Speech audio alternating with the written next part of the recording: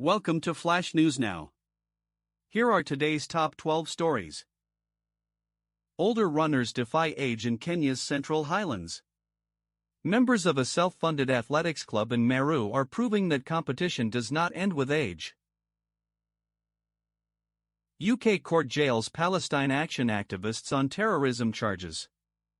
The convictions arrive at a moment when Britain is wrestling with a dual pressure: an intensifying public debate over the legality of solidarity actions linked to the Israel-Gaza war and a government agenda to tighten the definition of terrorism under the 2000 Terrorism Act.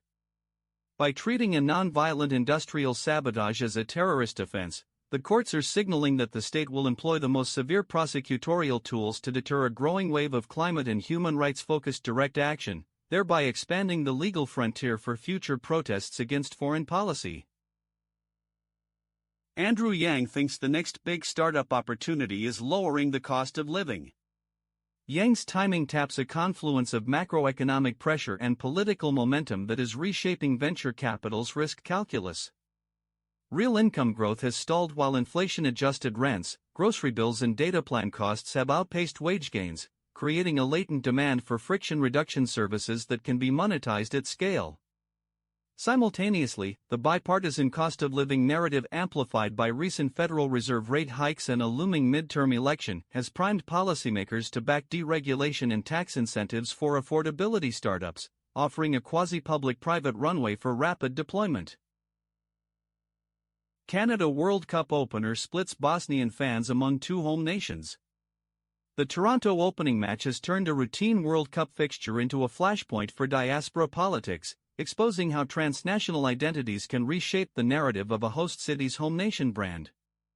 Bosnian Canadian supporters, many of whom fled the 1990s conflict and now occupy a politically active segment of the city's multicultural electorate, are leveraging the global stage to foreground the Israeli-Palestinian dispute, a move that will test Canada's diplomatic tightrope between its long-standing support for Israel and growing domestic pressure for a more vocal pro-Palestinian stance. Canada and Bosnia fight out historic World Cup opener. This World Cup opener between Bosnia and Herzegovina and Canada marks a pivotal moment in both teams' campaigns, as it sets the tone for their respective tournament trajectories.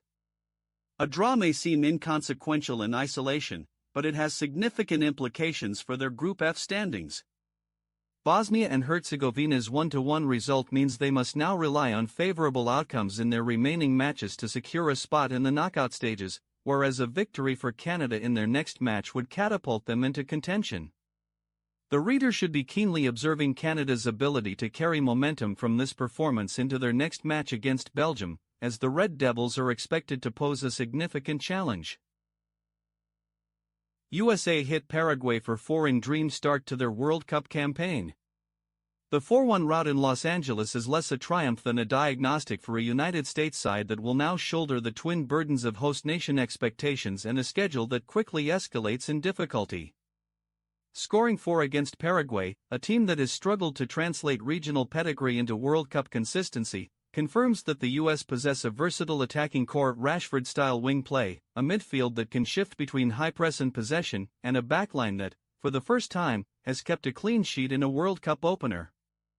Yet the performance also exposed a reliance on individual brilliance over cohesive defensive organization, a vulnerability that will be tested when they meet a disciplined, counter-attacking opponent such as Mexico or Canada in the group's second round.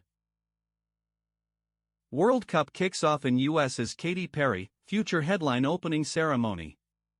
The timing of the tournament's launch in North America dovetails with a broader attempt to re-anchor soccer's commercial engine in a market that has long been peripheral to the sport's revenue stream, and the Hollywood-styled spectacle is a calculated signal to advertisers, broadcasters, and sponsors that the United States is now a legitimate epicenter for football culture.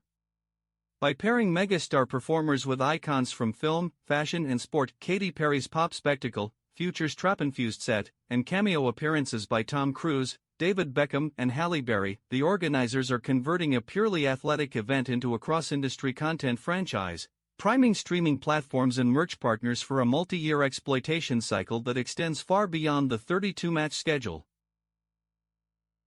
World Cup co-hosts U.S. thrash Paraguay in dominant Group D opener. Team USA made a commanding statement in their World Cup campaign, defeating Paraguay 4-1 in their Group D opener at SoFi Stadium in Los Angeles. Despite a late Paraguayan rally, the co-hosts' attacking prowess proved too much for La Albiroja, with Fuller and Balogun scoring twice to set the tone. Anthropic's safety warnings may have just backfired. The government has pulled the plug on its most powerful AI. Anthropic isn't hiding its frustration. We disagree that the finding of a narrow potential jailbreak should be cause for recalling a commercial model deployed to hundreds of millions of people, the company wrote in a blog post. Niagara Falls, is there a better spot to watch a World Cup game? Football fans gathered at a FIFA World Cup watch party at Niagara Falls for the Canadian and USA teams' opening matches. Watch, why is Trump not at the World Cup?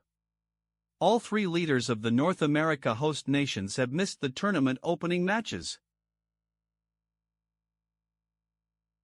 Thomas Partey denied entry into Canada, will miss Ghana's World Cup opener.